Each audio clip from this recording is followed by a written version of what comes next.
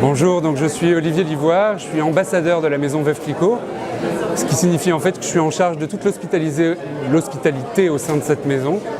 Donc c'est notre première participation au board tasting et on a décidé de servir ici deux cuvées particulières qui sont les cuvées phares en fait de la maison. Donc le Brut Carte Jaune qui est bien connu.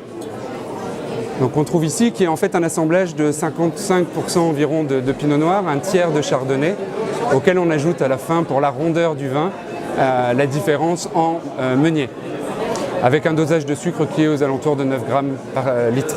Voilà. Donc un dosage pas très important pour la moyenne de la Champagne, avec des périodes de vieillissement qui sont un peu plus longues que ce qu'on trouve dans la plupart des grandes maisons. La législation en Champagne nous demande de faire vieillir un champagne non millésimé au minimum 15 mois. On est aux alentours de 36 mois sur tous les champagnes de la maison. Ça permet de donner une complexité un peu plus intéressante au vin, puisque c'est quand le vin va être en contact avec le dépôt qu'on va obtenir cette complexification des arômes au fur et à mesure de la période de vieillissement. Puis la deuxième cuvée qu'on sert, c'est en fait globalement le petit frère du Brut non millésimé. C'est le Brut Rosé. Et le rosé chez Veuve Clicquot, c'est un rosé d'assemblage. Madame Clicquot est la première à réaliser un rosé d'assemblage dans l'histoire de la Champagne en 1816. Et donc depuis ce temps-là, la tradition dans la maison, c'est d'assembler des vins rouges tranquilles à un champagne pour obtenir un rosé. Donc là, on élabore un vin rouge à base de 100% Pinot Noir, appelé un Coteaux Champenois rouge. Et on va l'ajouter à l'assemblage du Brut Carte Jaune dont on parlait tout à l'heure, à hauteur de 15% au moment de la mise en bouteille. On va laisser le vin rouge et l'assemblage de blanc dans lesquels va se passer la prise de mousse, puis les 3 ans de vieillissement. Et au moment du dégorgement, ajouter là encore 9 grammes de sucre par litre pour obtenir ce rosé particulièrement gourmand et intéressant. Alors on peut le déguster comme ça, directement à la bouteille. C'est toujours très très sympa, non bien sûr là je plaisante. Mais on peut le déguster à l'apéritif, c'est un champagne qui est très agréable, très accessible.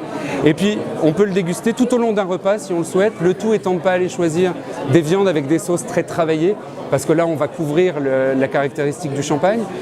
On peut le déguster par exemple avec des fromages.